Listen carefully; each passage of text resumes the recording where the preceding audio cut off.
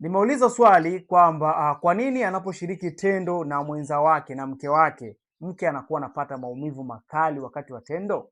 Sasa ziko sababu ambazo zinapelekea mwanamke kupata maumivu makali wakati wa tendo la ndoa.